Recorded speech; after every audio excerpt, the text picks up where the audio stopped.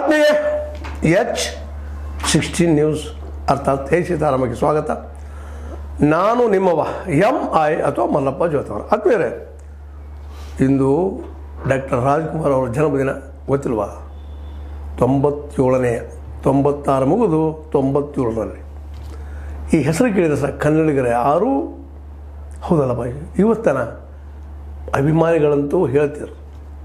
ಅದರಲ್ಲೂ ಒಬ್ಬ ಅಭಿಮಾನಿ ರಾಜ್ಕುಮಾರ್ ಅವರನ್ನು ಭಾಳ ಹತ್ತಿರ ನೋಡಿಸೋ ಅಷ್ಟೇ ಅಲ್ಲ, ಅವರ ಬದುಕನ್ನು ತನ್ನ ಬದುಕನ್ನಾಗಿ ಮಾಡಿಕೊಂಡು ರಾಜ್ಕುಮಾರರಂತೆ ಬದುಕೋ ಪ್ರಯತ್ನ ಮಾಡಿ ಪ್ರತಿಯೊಂದು ಚಲನಚಿತ್ರದ ಅದರಲ್ಲೂ ರಾಜ್ಕುಮಾರ್ ಅವರ ಹಾಡುಗಳ ಅವರ ಮಾರ್ಗದರ್ಶನ ಪಡೆದು ಒಬ್ಬ ಆದರ್ಶ ವ್ಯಕ್ತಿಯಾಗಿ ಬರೋದು ಸಾಮಾನ್ಯ ವಿಷಯ ಅಲ್ಲ.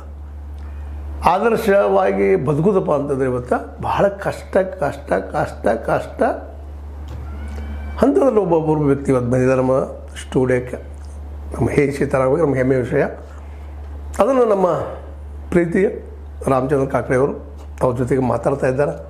ಅವರಾರು ನೀವು ಕುತೂಹಲ ಇರ್ಬೋದು, ಅದನ್ನು ಆ ಕುತೂಹಲವನ್ನು ಬಗೆಹರಿಸೋರು ರಾಮಚಂದ್ರ ಕಾಕಡೆಯವರ. ಈಗ ನೋಡ್ರಿ ಅವ್ರು ಯಾರು ಅಂತೇಳಿ ಬಂದು ನಿಮ್ಮ ಜೋಡಿ ನಿಮ್ಮ ಜೊತೆಗೆ ನಿಮ್ಮ ಕೂಡ ಮಾತಾಡ್ತಾರೆ. ನಾನು ಮತ್ತೆ ಮುಂದೆ ಬರಲ್ಲ. ಆತ್ಮೀಯ ವೀಕ್ಷಕರೇ ನಮಸ್ಕಾರ, ನಾನು ರಾಮಚಂದ್ರ ಕಾಕಡೆ. ಎಲ್ಲರೂ ಕೂಡ ಡಾಕ್ಟರ್ ರಾಜ್ಕುಮಾರ್ ಅವರ 97ನೇ ಜನ್ಮ ದಿನಾಚರಣೆಯ ಶುಭಾಶಯಗಳು. ಆಸ್ತಿ ಅಂತಸ್ತು ಅಧಿಕಾರ ಅಸ್ಥಿರ, ಪ್ರೀತಿ ಅಭಿಮಾನ ಅಮರ ಅಂತ ಹೇಳಿ ಡಾಕ್ಟರ್ ರಾಜ್ಕುಮಾರ್ ಹೇಳಿರ್ತಕ್ಕಂಥ ಮಾತು. ಈ ಒಂದು ಸಂದರ್ಭದಲ್ಲಿ ಡಾಕ್ಟರ್ ರಾಜ್ಕುಮಾರ್ ಅವರನ್ನು ತನ್ನ ರಕ್ತದ ಕಣಕಣದಲ್ಲಿಯೂ ಮನಮನದಲ್ಲಿಯೂ ಮನಸ್ಸಿನಲ್ಲಿಯೂ ತನ್ನ ಪ್ರತಿಯೊಂದು ಭಾಷೆಯ ಶಬ್ದಗಳಲ್ಲಿಯೂ ಕೂಡ ರಾಜ್ಕುಮಾರ್ ಅವರನ್ನು ಆಹ್ವಾನ ಮಾಡಿಕೊಂಡಿರ್ತಕ್ಕಂಥ ಅಭಿಮಾನಿ ದೇವರು ಅಂತಂದಿದ್ದರೆ ಅವರು ನಮ್ಮ ನಾಡಿನ ಪಾಚ್ಚಾಪುರದ ಸದ್ಯ ಗೋಕಾವಿಲಿರ್ತಕ್ಕಂಥ ಮಲ್ಹಾರಿ ಜೋಶಿಯವರು ಬಾಲ್ಯದಿಂದಲೂ ಕೂಡ ಡಾಕ್ಟರ್ ರಾಜ್ಕುಮಾರ್ ಅವರ ಸಿನಿಮಾಗಳನ್ನು, ಅವರ ಮಾತುಗಳನ್ನು, ಅವರ ಹಾಡುಗಳನ್ನು ಎಲ್ಲಗಳನ್ನು ನೋಡಿ ಬೆಳೆದಿರ್ತಕ್ಕಂಥ ವ್ಯಕ್ತಿ ಮತ್ತು ಅವರ ಆದರ್ಶಗಳನ್ನು ತನ್ನಲ್ಲಿ ರೂಢಿಸಿಕೊಂಡು ಇವತ್ತಿಗೂ ಕೂಡ ಡಾಕ್ಟರ್ ರಾಜ್ಕುಮಾರ್ ಅವರ ಆದರ್ಶದಲ್ಲಿ ಬದುಕ್ತಿರ್ತಕ್ಕಂಥ ವ್ಯಕ್ತಿ. ಅಂಥ ಒಬ್ಬ ಅಭಿಮಾನಿ ದೇವರು ನಮ್ಮ ಸ್ಟುಡಿಯೋದಲ್ಲಿದ್ದಾರೆ. ಅವ್ರನ್ನ ಬರಮಾಡಿಕೊಳ್ಳೋಣ. ಮಲ್ಹಾರಿ ಜೋಶಿಯವರೇ ನಮಸ್ಕಾರಗಳು. ಮಲ್ಹಾರಿ ಜೋಶಿಯವರು ನಮ್ಮ ಬಾಲ್ಯ ಸ್ನೇಹಿತರು ಅಂತ ಹೇಳ್ಕೊಳ್ಳೋಕ್ಕೆ ನನಗೂ ಕೂಡ ಭಾಳಷ್ಟು ಅಭಿಮಾನ ಅನಿಸುತ್ತೆ. ಹೇಳಿ ಮಲ್ಹಾರಿಯವರೇ, ಡಾಕ್ಟರ್ ರಾಜ್ಕುಮಾರ್ ಅವರ ಮೊದಲನೇ ಚಿತ್ರ, ನೀವು ನೋಡಿರ್ತಕ್ಕಂಥ ಮೊದಲನೇ ಚಿತ್ರ ಯಾವುದು? ನಾನು ನೋಡಿದ ಮೊದಲನೇ ಚಿತ್ರ ಗಂಧದ ಗುಡಿ. ಆವಾಗ ನಾನು 4ನೇ ತರಗತಿಯಲ್ಲಿ ಓದ್ತಾ ಇದ್ದೆ. ಸುಮಾರು 10 ವರ್ಷ ಇದ್ದು ನನಗೆ. ಅದೇ ನಾನು ನೋಡಿದ ಮೊದಲನೇ ಚಿತ್ರ. ಆ ಚಿತ್ರ ನನ್ನ ಮನಸ್ಸಿನ ಮೇಲೆ ಭಾಳ ಪರಿಣಾಮ ಬೀರಿತು. ಆ ಚಿತ್ರದಲ್ಲಿ ನಿಮ್ಗೆ ಏನು ಇಷ್ಟ ಆಯಿತು ಅನಿಸ್ತೀರ? ಆ ಚಿತ್ರದಲ್ಲಿ ನಮ್ಮ ಕಾಡಿನ ಸಂಪತ್ತು, ನಾಡಿನ ಸಂಪತ್ತು, ಈ ಗಂಧದ ಮರಗಳನ್ನು ಕಡಿಯೋದು, ಆನೆದಂಥ ಜಿಂಕೆದಂಥ ಇವನ್ನೆಲ್ಲ ಕಳ್ಳ ಸಾಗಾಣಿಕೆ ಮಾಡಿ ಸಾಗಿಸ್ತಿದ್ದಂಥ ಒಂದು ದುಷ್ಟ ಒಂದು ಗ್ಯಾಂಗನ್ನು ಹಿಡಿದು ಕರ್ನಾಟಕ ನಮ್ಮ ಸರ್ಕಾರಕ್ಕೆ ಒಂದು ಒಳ್ಳೆಯ ರೀತಿಯಿಂದ ಪ್ರಾಮಾಣಿಕತೆಯಿಂದ ಸೇವೆ ಸಲ್ಲಿಸಿ ನಿಷ್ಠೆಯಿಂದ ಸೇವೆ ಸಲ್ಲಿಸಿದಂಥ ರಾಜ್ಕುಮಾರ್ ಅವರ ಪಾತ್ರ ನನ್ನ ಮೇಲೆ ಭಾಳ ಪರಿಣಾಮ ಬೀರಿತು. ಇಲ್ಲಿವರೆಗೆ ಡಾಕ್ಟರ್ ರಾಜ್ಕುಮಾರ್ ಅವರು ಎಷ್ಟು ಚಲನಚಿತ್ರಗಳನ್ನು ಮಾಡಿದ್ದಾರೆ? ಇಲ್ಲಿವರೆಗೂ ಅವರು 208 ಚಿತ್ರಗಳಲ್ಲಿ ಅಭಿನಯಿಸಿದ್ದಾರೆ. ನಾನು ಅದರಲ್ಲಿ ಸುಮಾರು 160ರಿಂದ 170 ಚಿತ್ರಗಳನ್ನು ನೋಡಿದ್ದೇನೆ. ಅಂದರೆ ಹಳೆಯ ಬ್ಲ್ಯಾಕ್ ಆ್ಯಂಡ್ ವೈಟ್ ಚಿತ್ರಗಳನ್ನು ನೋಡಲಿಕ್ಕೆ ಸಿಕ್ಕಿಲ್ಲ. ಕೆಲವೊಂದು ನಾನು ಚಿಕ್ಕಂದಿನಲ್ಲಿದ್ದಾಗ ಬ್ಲ್ಯಾಕ್ ಆ್ಯಂಡ್ ವೈಟ್ ಚಿತ್ರಗಳನ್ನು ನೋಡಲಿಕ್ಕಾಗಿಲ್ಲ. ಆಮೇಲೆ ದೊಡ್ಡವನಾದ ನಂತರ ಈ ಕಲರ್ ಚಿತ್ರಗಳನ್ನು ಎಲ್ಲ ನೋಡಿದ್ದೀನಿ. ಸರಿ, ಡಾಕ್ಟರ್ ರಾಜ್ಕುಮಾರ್ ಅವರು ನೀವು ಹಲವಾರು ಸರಿ ಭೇಟಿಯಾಗಿದ್ದೀರಿ ಅಂತೇಳಿ ನನಗೂ ಗೊತ್ತು. ನಾನು ಕೂಡ ನಿಮ್ಮ ಜೊತೆಗಿದ್ದೆ. ನೀವು ಡಾಕ್ಟರ್ ರಾಜ್ಕುಮಾರ್ ಅವರನ್ನು ಖುದ್ದಾಗಿ ಭೇಟಿಯಾಗಿರ್ತಕ್ಕಂಥ ಮೊದಲನೇ ಯಾವಾಗ ಭೇಟಿಯಾಗಿದ್ದೀರಿ ಅವರನ್ನು? ಮೊದಲನೇ ಭೇಟಿಯಾಗಿದ್ದು 31/12/1983 ಗೋಕಾಕ್ ತಾಲೂಕಿನ ಸಾವಳಗಿ ಮಠಕ್ಕೆ. ಅಲ್ಲಿ ಶ್ರೀಗಳು ಅವ್ರನ್ನ ನಾಟಕೋತ್ಸವ ಉದ್ಘಾಟನೆಗಂತ ಕರೆಸಿದ್ರು. ಆ ನಾಟಕೋತ್ಸವ ಉದ್ಘಾಟನೆ ಕರೆಸಿದ್ರೆ ನಾವು ಸ್ವಯಂ ಸೇವಕರಾಗಿ ಅಲ್ಲಿ ಒಂದು 3 ದಿನ ಮುಂಚಿತವಾಗಿ ಅಲ್ಲಿ ಕೆಲಸ ಮಾಡಬೇಕು, ಅಣ್ಣವ್ರಿಗೆ ಮಾಲಿ ಹಾಕಬೇಕು, ಭೇಟಿ ಆಗಬೇಕು ಅನ್ನೋ ಉದ್ದೇಶದಿಂದ ನಾವು ಹೋಗಿದ್ವಿ. ಆವತ್ತು ನಾನು ಅವ್ರನ್ನ ಭೇಟಿ ಆಗಲಿಕ್ಕಾಗಲಿಲ್ಲ. ಅದು ಕರೆಂಟ್ ಹೋಗಿ ಏನೋ ತೊಂದರೆ ಆಯಿತು. ಮಾರನೇ ದಿನ ಅವ್ರಿಗೆ ಬೆಳಗ್ಗೆ ಹುಣೂರು ಹೈವೇಲಿದ್ದರು. ನಾವು ಸಾವಳಿಗೆಯಿಂದ ರಾತ್ರಿ 1 ಗಂಟೆಗೆ ನಡ್ಕೋತ ಬಿಟ್ಟು ಪಾದಯಾತ್ರೆ ಮೂಲಕ ಹುಣೂರು ಹೈವೇಗೆ ಹೋಗಿ ಅವ್ರನ್ನ ಬೆಳಗ್ಗೆ ಭೇಟಿಯಾಗಿ ಆ ರಾತ್ರಿ ವೇಳೆಯಲ್ಲೇ ನಡ್ಕೋತ ಹೋದ್ರಿ? ರಾತ್ರಿ 1 ಗಂಟೆಗೆ ನಡೀತಾ ಹೋಗಿ ಬೆಳಗ್ಗೆ 5 ಗಂಟೆಗೆ ಹುಣೂರು ಹೈವೇ. ಎಷ್ಟು ಜನ ಹೋಗಿದ್ರಿ? ಸುಮಾರು ನಾವು ಒಂದು 15 ಜನ ನಡೀತಾ ಹೋಗಿದ್ವಿ. ಎಲ್ಲ ಗೆಳೆಯರು ಅಭಿಮಾನಿಯವರು ಸೇರಿ. ರಾಜ್ಕುಮಾರ್ ಅವ್ರನ್ನ ಭೇಟಿಯಾದಾಗ ಮೊಟ್ಟ ಮೊದಲಿಗೆ ನೀವು ಸಿನಿಮಾದಲ್ಲಿ ನೋಡಿದ್ರಿ, ಮುಖತಃ ಭೇಟಿಯಾದಾಗ ಅವಾಗ ನಿಮ್ಮ ಅನುಭವ ಏನು ರಾಜ್ಕುಮಾರ್? ನಾವು ಅವ್ರನ್ನ ಭೇಟಿ ಆಗ್ಬೇಕಂತ ನಿಂತಿದ್ವಿ ಬಾಗಿಲ ಹತ್ರ. ಅವರೇ ಹಿತ್ತಲು ಬಾಗಿಲ ತೆಗೆದು ಮುಂದೆ ಬಂದುಬಿಟ್ರು. ನಾನು ಗಂಧದ ಮಾಲಿ ಹಿಡ್ಕೊಂಡು ನಿಂತಿದ್ದೆ. ನನಗೆ ಬಾಯಿಂದ ಮಾತಾ ಬರಲಿಲ್ಲ. ಯಾಕಂದ್ರೆ ನಾವು ಪರದೆ ಮೇಲೆ ನೋಡ್ತಾ ಇರ್ತಾ ಒಂದು ವ್ಯಕ್ತಿ ನಮ್ಮ ಮುಂದೆ ಪ್ರತ್ಯಕ್ಷ ಆದರೆ ದೇವ್ರ ಪ್ರತ್ಯಕ್ಷಂಗಾಗಿ ನಮ್ಗೆ ಮಾತಾಡ್ಲಿಕ್ಕೆ ಬರಲಿಲ್ಲ. ನನ್ನ ನಾಲಿಗೆ ತೊದಲಿಸ್ತು. ನಿಮ್ಮೂರು ಯಾವರು ಅಂತ ಕೇಳಿದ್ರೆ ಅಣ್ಣ ಅವರು, ನಾನು ಪಾಶ್ಚಾಪುರ ಶಾಪುರ ಅಂದೆ. ಅಷ್ಟು ನನಗೆ ಒಂದು ಸಂಭ್ರಮನ, ಹುಣ್ಣಿಮೆ ಚಂದ್ರನ ಅಷ್ಟೊಂದು ಭಾವೋದ್ವೇಗ, ಖುಷಿ. ನಾವು ಇವ್ರು ನೋಡ್ತೀವಿ ಇಲ್ಲೋ ಅನಿಸಿತ್ತು ಈ ಪ್ರಪಂಚದ ಜೀವನದಲ್ಲಿ. ಅವ್ರು ನೋಡಿದಂಥ ಖುಷಿ ಒಳಗೆ ನನ್ನ ಬಾಯಿಂದ ಮಾತು ಸುದ ಬರಲಿಲ್ಲ. ಇಲ್ಲ, ಡಾಕ್ಟರ್ ರಾಜ್ಕುಮಾರ್ ಅವರು ಎಲ್ಲ ಪಾತ್ರಗಳನ್ನು ನೀವು ನೋಡಿದಿರಿ. ಭಾಳ ದೊಡ್ಡ ಇನ್ಸ್ಪೆಕ್ಟರ್ ಪಾತ್ರ ಇರ್ಬೋದು, ದೊಡ್ಡ ರೌದ್ರದವ್ರು ಇರ್ಬೋದು, ಎಲ್ಲ ರಸಗಳಲ್ಲೂ ಪಾತ್ರ ಮಾಡಿದ್ದನ್ನು ತಾವು ನೋಡಿದಿರಿ. ಆದರೆ ವೈಯಕ್ತಿಕವಾಗಿ ಡಾಕ್ಟರ್ ರಾಜ್ಕುಮಾರ್ ನೋಡಿದಾಗ ಆ ಪಾತ್ರಗಳು ಮತ್ತು ಅವರು ವೈಯಕ್ತಿಕವಾಗಿರ್ತಕ್ಕಂಥ ಸ್ವಭಾವ ನಿಮಗೇನು ಅನಿಸ್ತು? ಭಾಳ ವ್ಯತ್ಯಾಸ. ಆ ಚಿತ್ರದಲ್ಲಿ ಮಾಡಿದ ವ್ಯಕ್ತಿ ಇವರೇ ನಾನು ಅಂತ ಅನಿಸ್ತಿತ್ತು ನಮಗೆ. ಆ ಭಕ್ತ ಪ್ರಹ್ಲಾದದಲ್ಲಿಂದ ಹಿರಣ್ಯಕಶಿಪುನ ಪಾತ್ರ, ಆಮೇಲೆ ಮಯೂರದಲ್ಲಿನ ಆ ಒಂದು ಮಯೂರನ ಪಾತ್ರ, ನಿಜವಾದ ಮಯೂರು ಸುಧಾ ಆ ರೀತಿ ಇದ್ದರೂ ಇಲ್ಲೋ ಅನ್ನುವಂಥ ಭಾವನೆ ಬರ್ತದೆ ನಮಗೆ. ಆಮೇಲೆ ಬಬ್ರುವಾಹನ, ಕವಿರತ್ನ ಕಾಳಿದಾಸ, ಅವರು 3ನೇ ತರಗತಿ ಓದಿದಂಥ ವ್ಯಕ್ತಿ ಇಷ್ಟೊಂದು ಸಂಸ್ಕೃತದಲ್ಲಿ ಅವು ಕವಿರತ್ನ ಕಾಳಿದಾಸದಲ್ಲಿ ಶ್ಲೋಕಗಳು ಹೇಳಿದರೆ ನಮಗೆ ನಾಚಿ ಬರಬೇಕು. ಆ ರೀತಿ ಅವ್ರ ಉಚ್ಚಾರ, ಕನ್ನಡ ಒಂದು ಉಚ್ಚಾರ ಅಷ್ಟು ಸ್ಪಷ್ಟವಾಗಿರ್ತಿತ್ತು. ಅಂದರೆ ಈಗ ಪರಕಾಯ ಪ್ರವೇಶ ಅಂತ ಏನು ಹೇಳ್ತಾರೆ, ಅದನ್ನು ಅವ್ರನ್ನ ವೈಯಕ್ತಿಕವಾಗಿ ನೋಡಿದಾಗ ಮತ್ತು ಚಲನಚಿತ್ರದಲ್ಲಿ ನೋಡಿದಾಗ ಅದು ಸರಿ ಅನ್ನಿಸ್ತಾ 100ಕ್ಕೆ 100 ಸತ್ಯ. ಅವರು ಪರಕಾಯ ಪ್ರವೇಶನೇ ಮಾಡ್ತಿದ್ರು. ಯಾಕಂದರೆ ಭಕ್ತ ಕುಂಬಾರದಲ್ಲಿ ಅವ್ರು ಪಾತ್ರ ಮಾಡೋ ಮುಂದೆ ನಾನು ಕುಂಬಾರನ ಪಾತ್ರ ಮಾಡ್ತೀನಿ ಅಂತ ಅಂದ್ಕೊಂಡಿದ್ದಿಲ್ಲ ಅವರು. ನಾನೇ ಕುಂಬಾರ ಆಗಬೇಕು, ನಾನೇ ಮಯೂರ, ನಾನೇ ಕಾಳಿದಾಸ, ಆ ರೀತಿ ಅವ್ರು ತಗೋತಿದ್ರು. ನಾನು ಒಬ್ಬನ ನಟನೆ ಮಾಡ್ಲಿಕ್ಕತ್ತೀನಿ, ಅನುಕರಣೆ ಮಾಡ್ಲಿಕ್ಕತ್ತೀನಿ ಅಂತ ಮಾಡ್ತಿದ್ದಿಲ್ಲ. ಯಾಕಂದ್ರೆ ಭಕ್ತ ಕುಂಬಾರದಲ್ಲಿ ಒಂದು ಸನ್ನಿವೇಶ ಬರ್ತದೆ, ಆ ಮಣ್ಣು ತುಳಿಯೋದು, ಗಡಿಗೆ ಮಾಡು ಮಣ್ಣು ತುಳಿಯೋದು. ಆವಾಗ ಶಾಕ್ ಸರ್ಕ್ಯೂಟ್ ಆಗಿ ಬೆಂಕಿ ಹತ್ಕೊಂಡಿತ್ತು ಆ ಸೆಟ್ಟಿಗೆ. ಇವ್ರಿಗೆ ಅದ್ರದ್ದು ಪ್ರಜ್ಞೆನೇ ಇಲ್ಲ. ವಿಠಲ ಪಾಂಡುರಂಗ ಅಂತ ಕುಣಿಲಿಕ್ಕತ್ತಿದ್ರು ಇವರು ಮಣ್ಣು ತುಳಿತಾ. ಯಾರೋ ಒಬ್ರು ಇವ್ರನ್ನ ಎಳ್ಕೊಂಡ್ರಂತೆ. ಇವರು ಮೈಮೇಲಿನ ಕೂದಲುಗಳು ಸುಟ್ಟು ಕರಕಲಾಗಿದ್ದು ಅಂತ. ಅಷ್ಟೊಂದು ಅವರು ಪಾತ್ರದಲ್ಲಿ ಲೀನವಾಗ್ತಿದ್ರು. ಇಷ್ಟೆಲ್ಲ ನೀವು ನೋಡಿದಾಗ ಡಾಕ್ಟರ್ ರಾಜ್ಕುಮಾರ್ ಅವರನ್ನು 150ಕ್ಕೂ ಹೆಚ್ಚು ಚಿತ್ರಗಳನ್ನು ನೀವೆಲ್ಲ ನೋಡಿದಿರಿ. 150 ಚಿತ್ರಗಳಲ್ಲಿ ನಿಮ್ಮ ಮನಸ್ಸಿನ ಮೇಲೆ ಅತ್ಯಂತ ಪ್ರಭಾವ ಬೀರತಕ್ಕಂಥ ಚಿತ್ರ ಯಾವುದು? ಇದು ನನಗೊಬ್ಬನಿಗೆ ಅಲ್ಲ, ಎಲ್ಲ ರಾಜ್ಕುಮಾರ್ ಅವರ ಅಭಿಮಾನಿಗಳು ಇದೊಂದು ದೊಡ್ಡ ಜಟಿಲವಾದ ಸಮಸ್ಯೆ, ಕ್ಲಿಷ್ಟಕರವಾದ ಸಮಸ್ಯೆ. ಯಾಕಂದ್ರೆ ಅವರು ಪ್ರತಿಯೊಂದು ಚಿತ್ರದಲ್ಲಿಯೂ ಒಂದೊಂದು ಸಮಾಜಕ್ಕೆ ಒಂದೊಂದು ಸಂದೇಶ ಇರ್ತಿತ್ತು. ಯುವಕರು ದುಷ್ಟ ಚಟ ಮಾಡಬೇಡ್ರಿ, ಹೆಣ್ಣಿಗೆ ಗೌರವ ಕೊಡಬೇಕು, ಹೆಣ್ಣಿಗೆ ಒಂದು ಒಳ್ಳೆಯ ಸ್ಥಾನ ಕೊಡಬೇಕು, ಯಾವುದೂ ಸಮಾಜದಾಗ ಸಾಲ ಮಾಡಬಾರ್ದು. ಪ್ರತಿಯೊಂದು ಚಿತ್ರದಲ್ಲಿ ಒಂದೊಂದು ಸಂದೇಶವ. ನಾ ಯಾವ ರೀತಿ ಅಂತ ಹೇಳಿ ಬಬ್ರುವಾಹನ ಲೈಕ್ ಅಂತ ಹೇಳು, ಭಕ್ತ ಪ್ರಹ್ಲಾದ ಹೇಳು, ಬಂಗಾರದ ಮನುಷ್ಯ ಹೇಳು, ಶ್ರೀಕೃಷ್ಣ ದೇವರಾಯ ಹೇಳು, ಇಮ್ಮಡಿ ಪುಲಕೇಶಿ ಹೇಳು, ಮಂತ್ರಾಲಯ ಮಹಾತ್ಮೆ ಹೇಳು. ಇದೊಂದು ನನಗಂತೂ ಸಮಸ್ಯೆ. ನನಗೆ ಅವರು ಎಲ್ಲ ಚಿತ್ರಗಳು ಇಷ್ಟ. ಹಾಗೆ ನೀವು ಹೇಳಿದ ಪ್ರಕಾರ ಡಾಕ್ಟರ್ ರಾಜ್ಕುಮಾರ್ ಅವರು ಕನ್ನಡದ ಮೇಷ್ಟ್ರು ಅಂತಂದರೆ ಡಾಕ್ಟರ್ ರಾಜ್ಕುಮಾರ್ ಅಂತ ಒಬ್ಬರು ಯಾರು ಹೇಳಿದರು. ಹೌದು, ಅಷ್ಟು ಸ್ಪಷ್ಟವಾಗಿ ಸ್ಖಲಿತವಾಗಿ ಸಂಭಾಷಣೆಯನ್ನು ಮಾಡ್ತಿರ್ತಕ್ಕ ಕನ್ನಡವನ್ನು ಬೆಳೆಸಿರ್ತಕ್ಕಂಥವ್ರು ಡಾಕ್ಟರ್ ರಾಜ್ಕುಮಾರ್ ಅವರು. ಹಾಗೆ ಅಂಥೇಳಿ ನಾವೆಲ್ಲ ಹೇಳ್ಕೊಳ್ತೀವಿ. ಸರಿ, ಡಾಕ್ಟರ್ ರಾಜ್ಕುಮಾರ್ ಅವರು ಯಾವಾಗಲೂ ಕೂಡ ಅಭಿಮಾನಿ ದೇವರು ಅಂತೇಳಿ ಕರಿತಿದ್ರು ಮತ್ತು ಹಾಗೇನೆ ನೋಡ್ತಿದ್ರು. ಈ ಅಭಿಮಾನಿ ದೇವರುಗಳು ಅಂತಂದರೆ ಅವರ ಅಭಿಮಾನಿಗಳು ಹೆಂಗಿರ್ಬೇಕಂತ ನಿಮ್ಮ ಅನಿಸ್ತದೆ? ಯಾಕಂದರೆ ಒಬ್ಬ ವ್ಯಕ್ತಿ ನಮ್ಮನ್ನು ದೇವರು ಅಂತ ಕರಿತಾನಂದಾಗ ನಾವು ದೇವರಾಗಿ ಯಾವ ರೀತಿ ಇರಬೇಕು? ಎಲ್ಲ ಅಭಿಮಾನಿಗಳು ಕೂಡ ದೇವರಾಗಲಿಕ್ಕೆ ಇವತ್ತು ಸಾಧ್ಯತೆ ಏನು? ಈಗ ಎಲ್ಲ ನಟರ ಅಭಿಮಾನಿಗಳೇ ಬೇರೆ. ರಾಜ್ಕುಮಾರ್ ಅವರ ಅಭಿಮಾನಿಗಳಂದ್ರೆ ಸಮಾಜ ಒಂದು ದೃಷ್ಟಿಯಿಂದ ನೋಡ್ತಿರ್ತದೆ ಅವ್ರನ್ನ, ಈ ವ್ಯಕ್ತಿ ಹೆಂಗಿದ್ದಾನೆ ಅಂತೇಳಿ. ನಾವು ಅವ್ರ ಹೆಸರಿಗೆ ಮಸಿ ಬಳಿಯುವಂಥ, ಕಳಂಕ ತರುವಂಥ ಕೆಲಸ ಮಾಡಬಾರ್ದು, ಯಾವುದೇ ದುಶ್ಚಟ ಮಾಡಬಾರ್ದು, ಎಲ್ಲೂ ಸಾಲ ಮಾಡಬಾರ್ದು, ಹಾಸಿಗಿದ್ದಷ್ಟು ಕಾಲು ಚಾಚಬೇಕು. ಬಂಗಾರದ ಮನುಷ್ಯದಾಗ ಹೇಳ್ಯಾರ ಅವರು, ಇದ್ರೆ ತಿನ್ನೋಣ, ಇಲ್ಲ ಉಪವಾಸ ಬೀಳೋಣ, ಇಲ್ಲಿ ನಮ್ಮ ಯಾರ ಹತ್ರನೂ ನಾವು ಕೈ ಚಾಚೋದು ಬೇಡ, ಅದರಲ್ಲೂ ನಮ್ಮ ಸ್ವಂತ ಜನಗಳ ಹತ್ರ ಕೈ ಚಾಚಲೇಬಾರ್ದು ಅಂತ ಹೇಳ್ಯಾರ. ಆ ತತ್ವವನ್ನು 1975ರಲ್ಲಿ ಬಂದಂಥ ಸಿನಿಮಾ ಅದು. ನಾನು ನನ್ನ ಜೀವನದಲ್ಲಿ ಅದನ್ನೇ ಅಳವಡಿಸ್ಕೊಂಡು ಬಂದಿದ್ದೀನಿ. ಇವತ್ತು ಯಾರ ಹತ್ರ ನನಗೆ ಕಡಿಮೆ ಇದೆ ಅಂತ ನಾನು ಯಾರಲ್ಲೂ ಕೈ ಒಡ್ಡಲ್ಲ. ಕಸ್ತೂರಿ ನಿವಾಸದ ಹಾಗೆ ನಮ್ಮ ಕೈ ಯಾವತ್ತು ಭೂಮಿ ನೋಡಬೇಕು ಹೊರತು ಆಕಾಶ ನೋಡಬಾರ್ದು ಅಂತ ಅವ್ರು ಹೇಳ್ಯಾರ. ಆ ಒಂದು ರೀತಿಯಿಂದ ನಮ್ಮ ಅಭಿಮಾನಿಗಳು ಇರಬೇಕು. ಅವ್ರು ಹಾಗೆ ಆದರ್ಶಗಳನ್ನು ಪಾಲಿಸಬೇಕು, ಅವ್ರ ಆರೋಗ್ಯವನ್ನು ಕಾಪಾಡ್ಕೋಬೇಕು ಅಂಥೇಳಿ ನನ್ನ ಅಭಿಪ್ರಾಯ.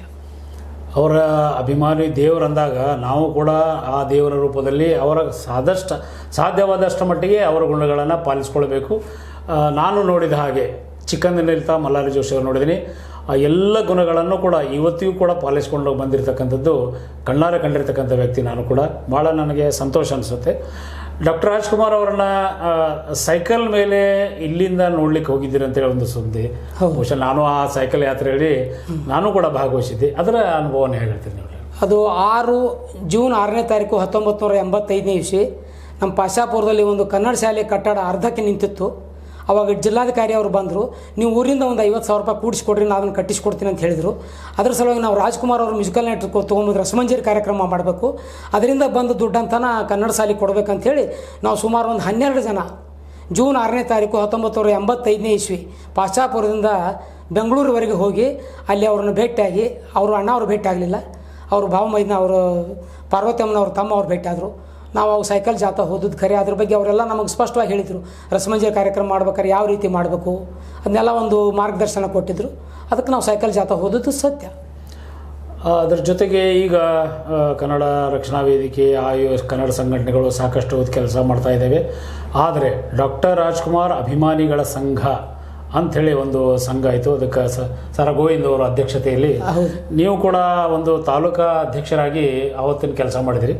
ಆವತ್ತಿನ ನಿಮ್ಮ ಅನುಭವ ಏನು? ಡಾಕ್ಟರ್ ರಾಜ್ಕುಮಾರ್ ಅಭಿಮಾನಿಗಳ ಸಂಘದ ಒಬ್ಬ ಕಾರ್ಯಕರ್ತನ ಕೆಲಸ ಹೆಂಗಿರ್ತಿತ್ತು ಅವಾಗ? ಮುಖ್ಯವಾಗಿ ನಾವು ರಾಜ್ಕುಮಾರ್ ಅಭಿಮಾನಿ ಸಂಘ ಕಟ್ಟಿದ್ದು ಅವ್ರನ್ನ ಭೇಟಿಯಾಗುವ ಉದ್ದೇಶದಿಂದ ಮೊದಲು ನಮ್ಮ ತಲೆಯಲ್ಲಿ ಇದ್ದಿತ್ತು. ಯಾಕಂದರೆ ಪ್ರತಿಯೊಂದು ಕಡೆ ಅವ್ರು ಬಂದಾಗ ಒಂದೊಂದು ಅಭಿಮಾನಿ ಸಂಘಕ್ಕೆ ಒಬ್ಬೊಬ್ರಿಗೆ ಮಾಲಾರ್ಪಣೆ ಮಾಡಲಿಕ್ಕೆ ಅವಕಾಶ ಕೊಡ್ತಿದ್ರು. ನಾವು ಒಂದು ಅಭಿಮಾನಿ ಸಂಘ ಕಟ್ಟಿ ನಾನು ಅಧ್ಯಕ್ಷ ಆದ್ರೆ ನಾನು ಅವ್ರನ್ನ ಭೇಟಿ ಆಗ್ಬೋದು, ಮಾಲಿ ಹಾಕ್ಬೋದು ಅನ್ನೋದು ಉದ್ದೇಶದಿಂದ ಮಾಡಿದ್ವಿ.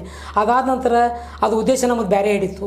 ಪ್ರತಿ 24ಕ್ಕೆ ಏಪ್ರಿಲ್ 24ಕ್ಕೆ ಸಣ್ಣ ಹುಡುಗರಿಗೆ ನಾವು ಸಿಹಿ ಹಂಚೋದು, ಆಮೇಲೆ ರಕ್ತದಾನ ಶಿಬಿರ ಮಾಡೋದು, ಮಹಾಜನ್ ವರದಿ ಸಲುವಾಗಿ ನಾವು ಕಿತ್ತೂರು ಚೆನ್ನಮ್ಮ ರೇಲಿಯನ್ನು ತಡೆಯುವುದು, ಆಮೇಲೆ ಊರಲ್ಲಿನ ಸಾಮಾಜಿಕ ಕೆಲಸಗಳು ಏನು ಅರ್ಧಕ್ಕೆ ನಿಂತಿದ್ದು, ಬೋರ್ವೆಲ್ ಇರ್ಬೋದು, ನೀರಿನ ವ್ಯವಸ್ಥೆ ಇರ್ಬೋದು, ಶಾಲಾ ಕಟ್ಟಡ, ಇಂಥವೆಲ್ಲ ಸಾಮಾಜಿಕ ಕೆಲಸಕ್ಕೆ ನಾವು ಸಂಘವನ್ನು ಉಪಯೋಗ ಮಾಡ್ಕೊತ ಬಂದ್ವಿ. ಅದಕ್ಕೆ ನಾನೇ ಅಧ್ಯಕ್ಷ ಆಗಿದ್ದೆ, ರಾಮಚಂದ್ರ ಕಾಕಡೆ ಅವರು ಅದಕ್ಕೆ ಕಾರ್ಯದರ್ಶಿ ಆಗಿದ್ದರು. ನಾವಿಬ್ಬರು ಕೂಡಿ 10 ರೂಪಾಯಿ 20 ರೂಪಾಯಿ ಈ ರೀತಿ ನಾವು ವಿದ್ಯಾರ್ಥಿ ಜೀವನದೊಳಗಿದ್ದಾಗ ಅಷ್ಟೇ ದುಡ್ಡು ಕಲೆಕ್ಟ್ ಮಾಡಿ, ಅಷ್ಟೇ ದುಡ್ಡು ನಾವು ಸಂಗ್ರಹ ಮಾಡಿ ಕಾರ್ಯಕ್ರಮ ಮಾಡ್ತಿದ್ವಿ. ಆಗ ರಕ್ತದಾನ ಮಾಡಿದಾಗ ವಿಶೇಷವಾಗಿ ಒಂದು ರೆಕಾರ್ಡ್ ಮಾಡಿದ್ವಿ, ರಾಜ್ಯಪಾಲರ ಒಂದು ಅವಾರ್ಡ್ ಕೂಡ, ಮತ್ತು ಸ್ವತಃ ಡಾಕ್ಟರ್ ರಾಜ್ಕುಮಾರ್ ಅವರ ಸಹಿ ಇರುವಂಥ ಒಂದು ಸರ್ಟಿಫಿಕೇಟ್ ರಕ್ತದಾನಿ ಅಂತ ಕೊಟ್ಟಿದ್ದು ಕೂಡ ನಾನು ಈ ಸಂದರ್ಭದಲ್ಲಿ ನೆನಪಿಸ್ಕೊಳ್ತೀನಿ. ಇದಲ್ಲದೆ ನೀವು ವೈಯಕ್ತಿಕವಾಗಿ ಡಾಕ್ಟರ್ ರಾಜ್ಕುಮಾರ್ ಅವರನ್ನ ಎಷ್ಟು ಸಲ ಭೇಟಿಯಾಗಿದ್ರಿ? ನಾನು ವೈಯಕ್ತಿಕವಾಗಿ ಹಿಡ್ಕಲ್ ಡ್ಯಾಮ್ ಹತ್ರ ಹುನ್ನೂರು ಹೈವೇಲಿ ಒಂದು 3 ಸಾರಿ ಭೇಟಿಯಾಗಿದ್ದೀನಿ, ಫೋಟೋ ತೆಗೆಸ್ಕೊಂಡಿದ್ದೀನಿ. ಆಮೇಲೆ ಧ್ರುವತಾರೆ, ಶಿವಮೆಚ್ಚದ ಕಣ್ಣಪ್ಪ, ಪರಶುರಾಮ, ಆಕಸ್ಮಿಕ, ಒಡ ಹುಟ್ಟಿದವರು, ಶಬ್ದವೇದಿ, ಈ 6 ಚಿತ್ರಗಳ ಚಿತ್ರೀಕರಣದಲ್ಲಿ ಅವ್ರನ್ನ ಬೆಂಗಳೂರಿಗೆ ಹೋಗಿ ಚಿತ್ರೀಕರಣ ನೋಡಿ ನಾನು ಅವ್ರನ್ನ ಭೇಟಿಯಾಗಿ ಫೋಟೋ ತೆಗೆಸ್ಕೊಂಡು ಬಂದಿದ್ದೀನಿ. ಈಗ ಡಾಕ್ಟರ್ ರಾಜ್ಕುಮಾರ್ ಅವರು ಅಭಿಮಾನಿಗಳು ಭೇಟಿ ಆಗ್ಲಿಕ್ಕೆ ಹೋದಾಗ ಅಭಿಮಾನಿಗಳ ಜೊತೆಗೆ ಅವರು ಯಾವ ರೀತಿ ನಡ್ಕೋತಿದ್ರು ಅಂದರೆ ಬಂದಾಗ ಈಗಿನ ಕೆಲವೊಂದಷ್ಟು ಜನ ನಾವು ನೋಡ್ತೀವಿ ಫೋಟೋ ತೆಗೆಸ್ಕೊಳ್ಳೋಕ್ಕೂ ಸಹಿತ ನಿಲ್ಲಂಗಿಲ್ಲ, ಆದರೆ ಅವರು ಹೇಗೆ ಅಭಿಮಾನಿಗಳನ್ನು ನೋಡ್ಕೊಳ್ತಿದ್ರು ರಾಜ್ಕುಮಾರ್? ಅವ್ರ ಜೊತೆ ಒಬ್ಬ ವೆಂಕಟೇಶ್ ಅಂತೇಳಿ ಫೋಟೋಗ್ರಾಫರ್ ಇದ್ದ. ಸುಮಾರು ಈಗಿನ ಕ್ಯಾಮ್ರಾ ಇದ್ದಿದ್ದಿಲ್ಲ, ಅವಾಗ ಕೋಡ ಕ್ಯಾಮ್ರಾ 36-37 ಫೋಟೋದು ಬರ್ತಿದ್ದು. ಸಾಲು ಹಚ್ಚಿರ್ತಿದ್ರು ಜನ, ಸುಮಾರು ಜನ ಸಾಲು ಹಚ್ಚಿರ್ತಿದ್ರು. ಅಣ್ಣ ಅವರು ಪ್ರತಿಯೊಬ್ಬ ಅಭಿಮಾನಿ ಜೊತೆ ತೆಗೆಸ್ಕೊಳ್ಳೋ ಮುಂದೆ ಅವ್ರ ಮುಖ ನಗಮುಖನೇ ಇರ್ತಿತ್ತು. 100 ಜನ ತೆಗೆಸ್ಕೊಳ್ಳಿ, 200 ಜನ ತೆಗೆಸ್ಕೊಳ್ಳಿ, ಅವ್ರು ನಗಮುಖ ಮಾಡ್ಕೊತಿದ್ರು. ಯಾವತ್ತೂ ಬೇಸರ ಮಾಡಿಕೊಂಡು ನೀವು ಬೇಡ ಅಂತಿದ್ದಿಲ್ಲ. ಆಮೇಲೆ ಒಂದೇ ಫೋಟೋ ತೆಗಿಬೇಡಪ್ಪ, ಇನ್ನೊಂದು ತೆಗಿ, ಯಾಕಂದ್ರೆ ದೂರಿಂದ ಬಂದಿರ್ತಾರೆ. ಆ ಫೋಟೋ ಏನಾದರೂ ಆಗಿ ಸರಿ ಬರಲಿಲ್ಲ ಅಂದ್ರೆ ಅವು ಅಭಿಮಾನಿಗೆ ನಿರಾಶೆ ಆಗಬಾರ್ದು ಅಂಥೇಳಿ 2 ಫೋಟೋ ತೆಗೆಸೋದು. ಅಲ್ಲ, ನೀವು ಡಾಕ್ಟರ್ ರಾಜ್ಕುಮಾರ್ ಅವರು ಭೇಟಿಯಾಗಿ ಅವರಿಗೆ ಕರೆದಂಟು ಕೊಟ್ಟಿರ್ತಕ್ಕಂಥ ಒಂದು ಸ್ಮರಣೀಯವಾಗಿರ್ತಕ್ಕಂಥ ಘಟನೆ, ಆ ಘಟನೆ ಸ್ವಲ್ಪ ಹಚ್ಚಿಕೊಳ್ಳೋದು. ಕರೆದಂಟು ತೊಗೊಂಡೋಗಿದ್ದು ನಾನು ಶಬ್ದವೇದಿ ಚಿತ್ರದಲ್ಲಿ ಕಂಠೀರವ ಸ್ಟುಡಿಯೋದಲ್ಲಿ ಅದು ಚಿತ್ರೀಕರಣ ನಡೆದಿತ್ತು.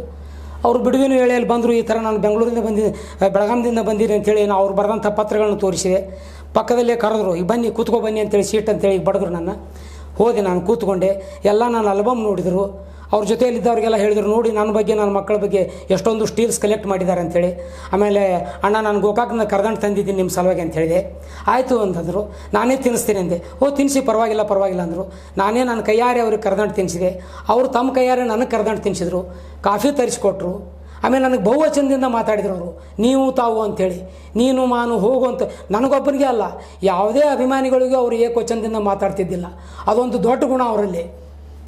ಅಷ್ಟಲ್ಲದೆ ಅವರು ತಾವು ಮಾತ್ರ ಅಲ್ಲದೆ ಅಲ್ಲಿ ಸಮೀಪದಲ್ಲಿ ಇರ್ತಕ್ಕಂಥ ಅವರ ಕೆಲವೊಂದಷ್ಟು ಜನರನ್ನು ಕರೆದು ಬರಪ್ಪ ಗೋಕಾಕ್ನ ಕರೆದಂಟು ತಂದಿದ್ದಾರೆ ಅಂತ ಎಲ್ಲರೂ ಕೂಡ ಹಂಚಿಕೊಡ್ತಿದ್ರು ಅಂತಕ್ಕಂಥದ್ದು. ಹೌದು, ಅವರು ಸ್ನೇಹಿತರನ್ನೆಲ್ಲ ಕರೆದ್ರು. ಗೋಕಾಕ್ ಚಳವಳಿ ಒಳಗೆ ನಾನು ಗೋಕಾಕಕ್ಕೆ ಹೋಗಿದ್ದೆ, ಅವಾಗ ಕರೆದಂಟು ತಿಂದು ಬಂದಿದ್ದೆ. ಇವ್ರ ಸೈಡ್ ಅದು ಕರೆದಂಟು ಅಂದ್ರೆ ಭಾಳ ಫೇಮಸ್ಸು ಅಂಥೇಳಿ ಅಲ್ಲಿದ್ದವ್ರು ಎಲ್ಲ ಕರೆದಂಟು ಕೊಟ್ಬಿಟ್ರು. ಎಲ್ಲರೂ ಖುಷಿ ಆಯಿತು, ಎಲ್ಲ ಕರೆದಂಟು ತಿಂದರು. ಆಮೇಲೆ ಶೂಟಿಂಗ್ ನೋಡ್ಲಿಕ್ಕೆ ನನಗೆ ಅವ್ರ ಜೊತೆಯಲ್ಲಿರೋರು ನಾನು ಹೊರಗೆ ಕಳಿಸ್ಲಿಕ್ಕೆ ಪ್ರಯತ್ನ ಪಟ್ಟರು. ಆಯಿತು, ಫೋಟೋ ತೆಗೆಸ್ಕೊಂಡ್ರಿ, ಸ್ವೀಟ್ ತಿನ್ಸಿದ್ರಿ, ಹೊರಗೆ ಹೋಗಿ ನೀವೇನಂತೇಳಿ. ಅಣ್ಣ ಅವರು ತಮ್ಮ ಕೈಯಿಂದ ನಾನು ಈ ಥರ ಪಕ್ಕದಲ್ಲೇ ಕೂತಿದ್ದೆ, ಒಂದು ಕೈಯಿಂದ ನಾನು ಈ ಥರ ತೊಡೆ ಬಡ್ದು, ಯಾಕ್ರಿ ಅವ್ರಿಗೆ ಅವಸರ ಮಾಡ್ತೀರಿ ನೀವು, ಅವ್ರು ಬೆಳಗಾಮದಿಂದ ಬಂದಿದ್ದಾರೆ ನಾನು ನೋಡಲಿಕ್ಕೆ, ಶೂಟಿಂಗ್ ನೋಡಲಿ ಅವ್ರು ಅಂತೇಳಿ ಒಬ್ಬನ ಕರೆದ್ರು, ಏ ಅಪ್ಪಾಜಿ ಬಾ ಇಲ್ಲಿ, ಇವ್ರನ್ನ ಒಳಗಡೆ ಕರ್ಕೊಂಡೋಗಿ ಚೇರ್ ಹಾಕಿಸಿ ಕೂಡಿಸು, ಶೂಟಿಂಗ್ ನೋಡಲಿ ಅಂತ ಹೇಳಿದರು. ಅಷ್ಟು ನನಗೆ ಅವಕಾಶ ಮಾಡಿಕೊಟ್ರು.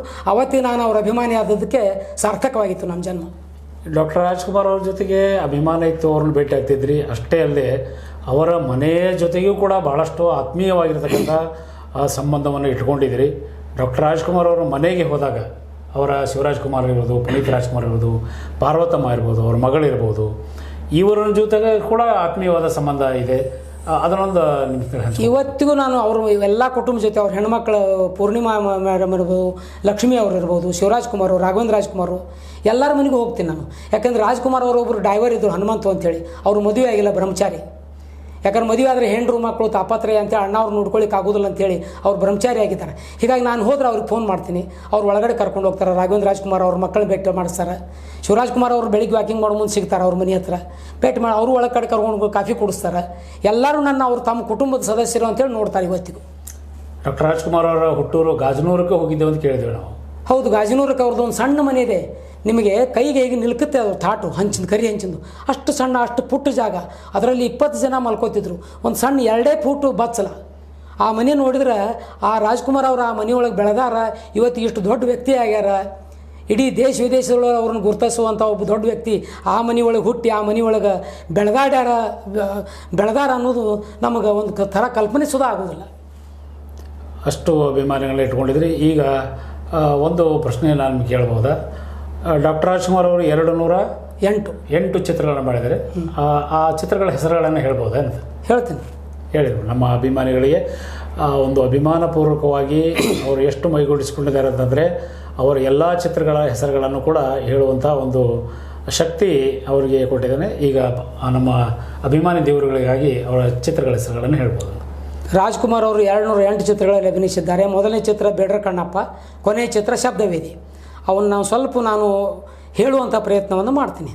ಬೇಡರ ಕಣ್ಣಪ್ಪ, ಸೋದರಿ, ಭಕ್ತ ವಿಜಯ, ಹರಿಭಕ್ತ, ಓಹಿಲೇಶ್ವರ, ರಾಯರ ಸೊಸೆ, ಸತ್ಯನಾರಾಯಣಿ, ಭೂಕೈಲಾಸ, ಶ್ರೀಕೃಷ್ಣ ಗಾರುಡಿ, ಅಣ್ಣ ತಂಗಿ, ಜಗಜ್ಯೋತಿ ಬಸವೇಶ್ವರ, ಧರ್ಮ ವಿಜಯ, ಮಹಿಷಾಸುರ ಮರ್ದಿನಿ, ಹಬ್ಬ ಆ ಹುಡುಗಿ, ರಣಧೀರ ಕಂಠೀರವ, ಭಕ್ತ ಕನಕಸ, ರಾಣಿ ಹೊನ್ನಮ್ಮ, ಆಶಾ ಸುಂದರಿ, ದಶಾವತಾರ, ಶ್ರೀಶೈಲ ಮಹಾತ್ಮೆ, ಕಿತ್ತೂರು ಚೆನ್ನಮ್ಮ, ಕಣ್ತೆರೆದು ನೋಡು, ಕೈವಾರ ಮಹಾತ್ಮೆ, ಭಕ್ತ ಚೇತ, ನಾಗಾರ್ಜುನ, ಗಾಳಿಗೋಪುರ, ಭೂದಾನ, ಸ್ವರ್ಣಗೌರಿ, ದೇವಸುಂದರಿ, ಕರುಣೆಯ ಕುಟುಂಬದ ಕಣ್ಣು, ಮಹಾತ್ಮ ಕಬೀರ, ವಿಧಿವಿಲಾಸ, ತೇಜಸ್ವಿನಿ, ಸಂತ ತುಕಾರಾಮ್, ಸಾಕು ಮಗಳು, ಕನ್ಯಾರತ್ನ, ಗೌರಿ, ಜೀವನ ತರಂಗ, ಕುಲುವದು, ಮಲ್ಲಿ ಮದುವೆ, ಕಲಿತರು ಹೆಣ್ಣೆ, ವೀರಕೇಸರಿ, ವಾಲ್ಮೀಕಿ, ಮನಮೆಚ್ಚದ ಮಡದಿ, ಚಂದ್ರಕುಮಾರ, ನಂದಾದೀಪ, ಶ್ರೀ ರಾಮಾಂಜನೇಯ, ಸತಿಶಕ್ತಿ, ನವಕೋಟಿ ನಾರಾಯಣ, ಚಂದವಳ್ಳಿಯ ತೋಟ, ಶಿವರಾತ್ರಿ ಮಹಾತ್ಮೆ, ಅನ್ನಪೂರ್ಣ, ತುಂಬಿದ ಕೊಡ, ಶಿವಗಂಗೆ ಮಹಾತ್ಮೆ, ಮುರಿಯದ ಮನೆ, ಪ್ರತಿಜ್ಞೆ, ನಾಂದಿ, ನಾಗಪೂಜಾ, ಚಂದ್ರಹಾಸ, ಸರ್ವಜ್ಞ ಮೂರ್ತಿ, ವಾತ್ಸಲ್ಯ, ಸತ್ಯ ಹರಿಶ್ಚಂದ್ರ, ಮಹಾಸತಿ ಅನಸೂಯ, ಇದೇ ಮಹಾಸುದಿನ, ಬೆಟ್ಟದ ಹುಲಿ, ಸತಿ ಸಾವಿತ್ರಿ, ಮದುವೆ ಮಾಡಿ ನೋಡು, ಪತಿವ್ರತ, ಮಂತ್ರಾಲಯ ಮಹಾತ್ಮೆ, ಕಟಾರಿ ವೀರ, ಬಾಲನಾಗಮ್ಮ, ತೂಗುದೀಪ, ಪ್ರೇಮಮಯಿ, ಕಿಲಾಡಿನಂಗ, ಮಧುಮಾಲತಿ, ಎಮ್ಮೆ ತಮ್ಮಣ್ಣ, ಮೋಹಿನಿ ಭಸ್ಮಾಸುರ, ಕನ್ನಿಕಾ ಪರಮೇಶ್ವರಿ ಕಥಾ,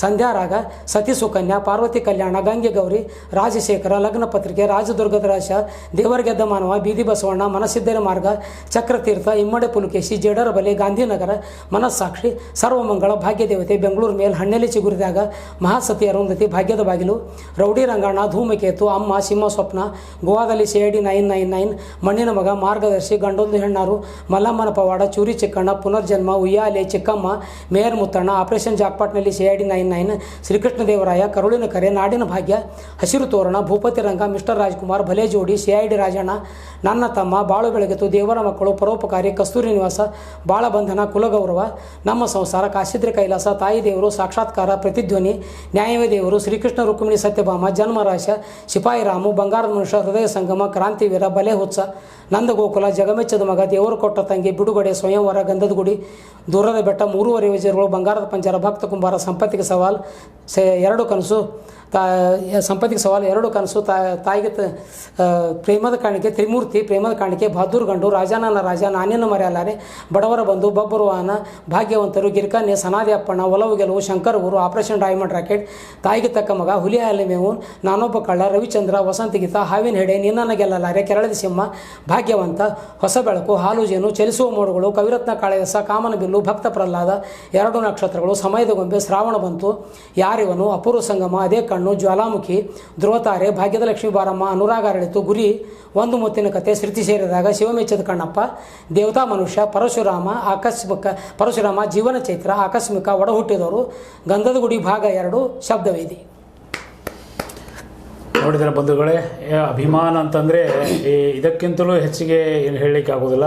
ಇವತ್ತಿನ ಅಭಿಮಾನಿಗಳಿದ್ದಾರೆ, 2-3 ಚಿತ್ರಗಳ ಹೆಸರುಗಳನ್ನು ಕೂಡ ಹೇಳಲಿಕ್ಕೆ ಆಗದೇ ಇರ್ತಕ್ಕಂಥ ಸ್ಥಿತಿ. ಒಬ್ಬ ಅಭಿಮಾನಿ ಹೇಗಿರಬೇಕು ಅಂತಕ್ಕಂಥದ್ದನ್ನು ನಾವು ಮಲ್ಲಾರಿ ಜೋಶಿ ಅವರನ್ನು ನೋಡಿ ಕಲಿಬೇಕು. ನಿಜಕ್ಕೂ ಕೂಡ ನಾನು ಅವರ ಬಾಲ್ಯದಿಂದಲೂ ಕೂಡ ನಾವು ಚಡ್ಡಿ ದೋಸ್ತ ಅಂತಲ್ಲ, ಹಾಗೆ ಎಷ್ಟೊಂದು ಅಂತಂದರೆ ನಮಗೆ ಅವಾಗ ಕಿರಿಕಿರಿ ಅನಿಸಿತು ಎಷ್ಟೊಂದು ರಾಜ್ಕುಮಾರ್ ಬಗ್ಗೆ ಅಂಥೇಳಿ. ಆದರೆ ಅವರು ಕೇವಲ ಚಿತ್ರಗಳನ್ನು ಮಾತ್ರ ನೋಡಲಿಲ್ಲ, ಶಾಲೆಯಲ್ಲೂ ಕೂಡ ಫಸ್ಟ್ ರ್ಯಾಂಕ್ ಮೇಲಿದ್ದರು. ಅಷ್ಟೇ ದುಂಡಾಗಿ ಅಕ್ಷರಗಳನ್ನು ಬರೆಯುವಂಥ ವ್ಯಕ್ತಿ. ಮತ್ತು ಅವರೆಲ್ಲ ಎಲ್ಲ ಹಾಡುಗಳು ಇಷ್ಟೇ ಸಿನಿಮಾ ಹಾಡುಗಳ ಹೆಸರುಗಳು ಮಾತ್ರ ಅಲ್ಲ, ಆ ಯಾವ ಚಿತ್ರ, ಡೈರೆಕ್ಟರ್ ಯಾರು, ಮ್ಯೂಸಿಕ್ ಡೈರೆಕ್ಟರ್ ಯಾರು ಹಾಡಿದ್ದಾರೆ, ಯಾವ ಹಾಡುಗಳು, ಒಂದು ಪಿಕ್ಚರ್ ಹೆಸರು ಹೇಳಿದರೆ ಆ ಪಿಕ್ಚರ್ನಲ್ಲಿರ್ತಕ್ಕಂಥ ಎಲ್ಲ ಹಾಡುಗಳು ಇವನ್ನೆಲ್ಲವನ್ನೂ ಕೂಡ ಹೇಳುವಂಥ ಒಂದು ಅದ್ಭುತವಾಗಿರ್ತಕ್ಕಂಥ ಪ್ರತಿಭೆ ಮಲ್ಲಾರ್ ಜೋಶಿ ಅವರು ಇವತ್ತು ನಮ್ಮ ಸ್ಟುಡಿಯೋಕ್ಕೆ ಆಗಮಿಸಿದ್ದಾರೆ. ಕೊನೆಯದಾಗಿ ಒಂದು ಮಾತನ್ನು ಕೇಳೋದಾದರೆ ಡೈಲಾಗ್ ಒಂದು ಯಾವುದರೆ ಡೈಲಾಗನ್ನು ನೀವೇ ಹೇಳಬೇಕು. ಒಂದು ಯಾವುದರೆ ಚಲಿಸುವ ಮೋಡಗಳ ಚಿತ್ರದಲ್ಲಿ ರಾಜ್ಕುಮಾರ್ ಅವರ ಪ್ರೇಯಸಿ ಅಂಬಿಕಾ ಒಂದು ಕೊಲೆ ಆರೋಪದಲ್ಲಿ ಸಿಕ್ಕಾಕೊಂಡಿರ್ತಾಳೆ.